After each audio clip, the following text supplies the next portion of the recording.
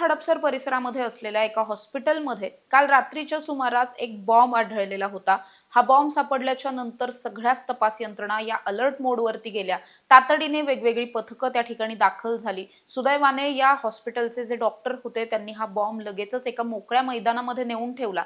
त्यानंतर पुढच्या 3-4 तासांच्या थराराच्या नंतर हा बॉम्ब निकामी करण्यात आला। मात्र आता हा बॉम्ब ज्या व्यक्तीने ठेवल्याचा संशय आहे ती व्यक्ती पोलिसांच्या ताब्यात आहे आणि त्या व्यक्तीकडून अनेक महत्त्वाच्या प्रश्नांची उत्तरं मिळू शकतात। आत्तापर्यंतच्या तपासात नेमकं काय काय समोर आलंय, या व्यक्तीनं हा बॉम्ब नेमका का ठेवला, या व्यक्तीचं बॅकग्राऊंड काय आहे, हे सगळंच जाणून घेणार आहोत। नमस्कार, मी समृद्धी आणि तुम्ही पाहताय टॉप न्यूज मराठी। पुण्यातील उषा किरण नावाच्या हॉस्पिटल मध्ये हा सगळा बॉम्बचा सगळा प्रकार घडलेला होता। घडलं असं होतं की जवळपास 7:30 पावणे 8च्या सुमारासची ही सगळी घटना आहे। या घटनेमध्ये एक तरुण या हॉस्पिटलमध्ये येतो। विशेष म्हणजे या हॉस्पिटलमध्ये कुठलाही सिक्युरिटी गार्ड नाही किंवा कुणी काही बाहेरून वस्तू आणली असेल तर ही वस्तू चेकिंग करण्यासाठी मोठी एखादी बॅग असेल तर या सगळ्याचं चेकिंग करण्यासाठी कुठलीही यंत्रणा नाही। त्यामुळे या व्यक्तीनं काय केलं तर हा बॉम्ब थेटपणे आतमध्ये आणला आणि पुरुष स्वच्छतागृहामध्ये नेऊन हा बॉम्ब ठेवला। त्यानंतर काही वेळाच्या नंतर त्या ठिकाणी हॉस्पिटलच्या ज्या महिला कर्मचारी होत्या त्या तिथे आल्या। त्या तिथे स्वच्छता कर्मचारी असल्यामुळे स्वच्छता करण्याचा प्रयत्न त्यांच्याकडून सुरू होता। मात्र त्याच वेळेस त्यांना हा बॉम्ब दिसला। त्यांनी तातडीनं हॉस्पिटलचे जे मुख्य डॉक्टर आहेत त्यांना याविषयीची माहिती दिली। डॉक्टरांनी स्वतः तिथे येऊन पाहिल्याच्या नंतर त्यांना असं आढळलं की या बॉम्बवरती 7.5 तासांचा एक टायमर वगैरे सेट केलेला होता। जिलेटिनच्या 4 कांड्या होत्या, त्याचबरोबर काही वायर होत्या ज्या एकमेकांमध्ये कनेक्ट केलेल्या होत्या। करंट पास होत होता आणि यामधूनच एक मोठं एक्सप्लोजन जे आहे किंवा ज्याला आपण बॉम्ब ब्लास्ट म्हणतो तो होऊ शकत होता। त्यामुळे डॉक्टरांनी या सगळ्यामध्ये मुख्यतः प्रसंगावधान दाखवलं। तातडीने हा बॉम्ब एका बॉक्समध्ये ठेवला आणि बॉक्स नेऊन बाहेर असलेल्या एका मोकळ्या मैदानात ठेवला। तातडीनं स्थानिक पोलिसांना या सगळ्याची माहिती देण्यात आली। मग बॉम्ब निकामी करणारं जे पथक असतं ते पथक असेल, बॉम्ब स्क्वॉड वगैरे वेगवेगळी पथकं त्या ठिकाणी दाखल झाली। ATS कडे सुद्धा या सगळ्याचा तपास गेला आणि सगळ्याच तपास यंत्रणांनी एकत्रित येत या सगळ्याचा तपास सुरू केला। म्हणजे आता सध्याच्या घडीला 3 तपास यंत्रणा काम करतात। एक म्हणजे हडपसर पोलीस करतात, दुसरी गुन्हे शाखा करते आणि तिसरं ATS सुद्धा तपास करते। त्यामुळे तिहेरी तपास या सगळ्याचा सुरू आहे। आता मुळात घडलं असं की जेव्हा हा बॉम्ब बाहेर आणून ठेवला गेला, मुळात हा बॉम्ब डिफ्यूज कसा करायचा, काय कोणत्या वायर्स नेमक्या कापाव्या लागतील किंवा काय असं करावं लागेल जेणेकरून हा बॉम्ब न फुटता डिफ्यूज होईल वगैरे या सगळ्याचे प्रयत्न झाले। मात्र एका ओपन ग्राउंड वरती नेऊन या बॉम्बला निकामी करण्यात आलं। छोटासा स्फोट त्यातून झाल्याची सुद्धा माहिती समोर येते, मात्र कुठली दुखापत झाली नाही। त्यानंतर मात्र हा बॉम्ब नेमका कुणी ठेवला हा सगळ्यात महत्त्वाचा प्रश्न होता। ज्यावेळेस हे सगळं घडलं सुरुवातीला असं वाटलेलं होतं की हे सगळं मॉक ड्रिल सुरू आहे, कुणीतरी जाणून बुजून हे सगळं करतंय आणि यंत्रणांना हे सगळं माहीत असेल असं वाटलेलं होतं। त्यामुळे काही लोकांनी याला सिरियसली सुद्धा घेतलं नाही, गांभीर्याने घेतली नाही ही घटना।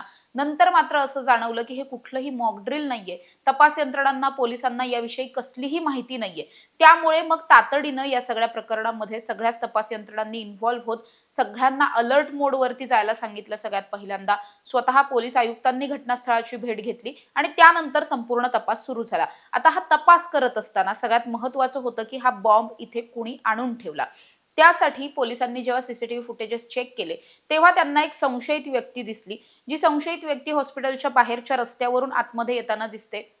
या व्यक्तीकडे एक ओला जी ई बाईक आहे ती आहे आणि व्हाईट कलरच्या गाडीवरती ही व्यक्ती येते। त्याने एक कॅप घातलेली असते आणि पुढे गाडीच्या समोर पाय ठेवायची जी जागा असते तिथे ही बॉम्ब सदृश्य वस्तू असल्याचं जाणवतंय।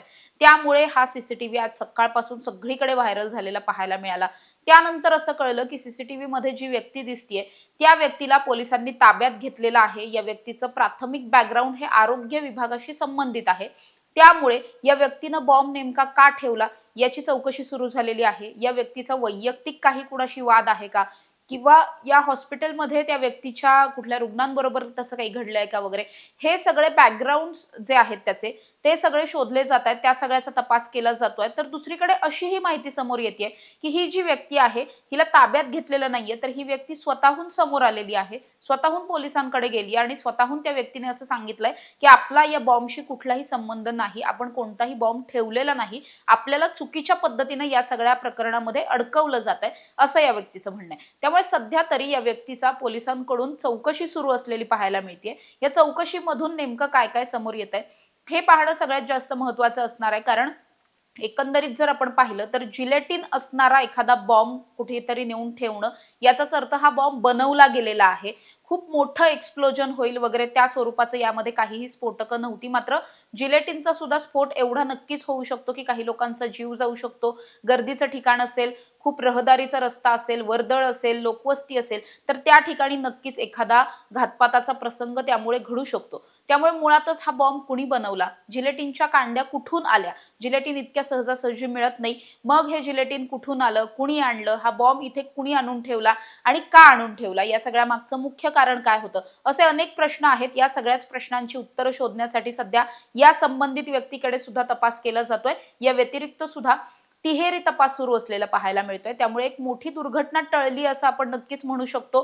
पण हे सगळं कुणी आणि का केलं, याविषयी तपास सुरू आहे आणि या तपासातून नेमकं काय काय समोर येतंय हे पाहणं महत्त्वाचं असणार आहे. अशाच ताज्या आणि महत्त्वाच्या बातम्यांसाठी तुम्ही पाहत राहा टॉप न्यूज मराठी. आपला महाराष्ट्र, आपली बातमी. तुमची car, electric panel, data server आगीपासून सुरक्षित आहे का? नाही? मग आजच बसवा F protect temperature activated fire suppression device. यामध्ये आहे eco friendly non toxic pressurised liquid, जे आग लागल्यास क्षणार्धात ऍक्टिव्हेट होऊन आगीवरती मिळवते नियंत्रण. बसवण्यास अतिशय सोपे आणि सुटसुटीत टेकालिपचे एक दर्जेदार उत्पादन एफ प्रोटेक्ट.